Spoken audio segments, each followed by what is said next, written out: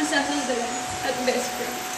Marami kaming pwedeng itawag kay Lola kasi iba't ibang karakter ang ginampanan niya sa iba't ibang buhay ng lalong mga nandito. Pero iisa lang ang tawag ng karamihan sa kanya, Manang Inday. Ang Manang Inday na nagtatanong kung ano ang bagong chismis ng kapitbahay. Ang Manang Inday na uubusin ng barya makataya lang ng loto at wedding. Ang Manang Inday na mauutangan. Ang Manang Inday na masarap magluto.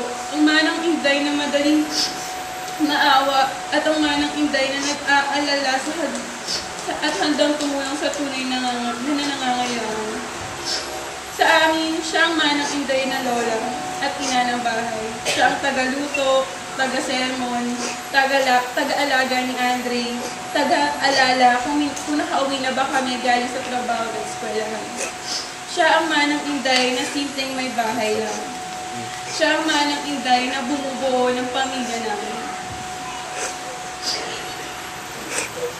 Siya po ang nag-alaga sa amin mula sa pa. Hanggang nalagaan na niya rin ang anak ko. Hindi ko makakalimutan nung bata pa ako nung run out noon. Nagpapaypay siya sa akin habang natutulog ako.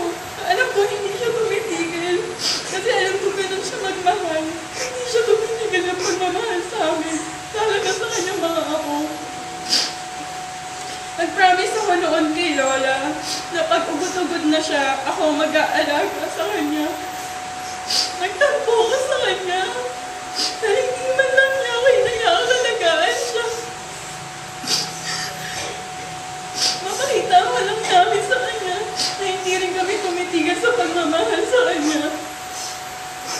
Nung tumawag si Ate Tibong na pumanaw na ang Lola, sobrang nadurog ang damdamin namin magkakapatid.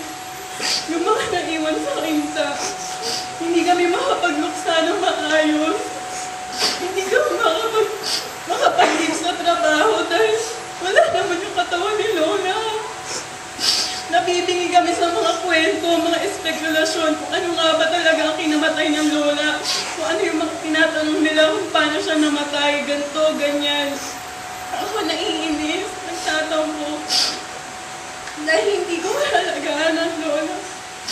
Hindi ko man lang nakasama siya bago mawala yung huling hininga niya. Parang hindi tama ang pagkakataon. Nawala siya sa piling namin nung nandito sa kainta. Pero sa totoo lang, mas magiging unfair kami kay Lola. Dahil hindi niya kailangan niyang makasama ang kanyang anak. May purpose ang lahat. Hindi man natin maintindihan ang plano ng Diyos. Pero ito ang ikasabubuti ng lahat. At ito ang kaliligaya ng Lola. Natupad ang last wish ni Lola. Gano'n man kami umiyak, gano'n man kami malungkot, hindi na siya babalik.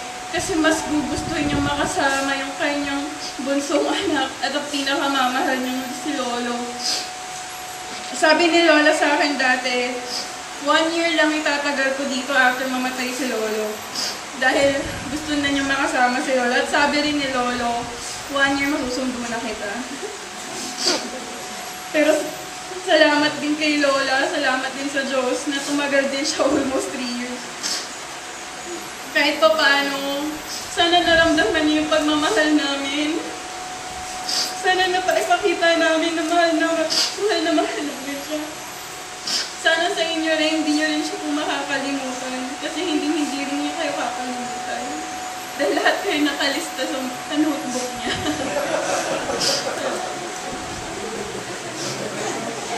Sasalita ko pala.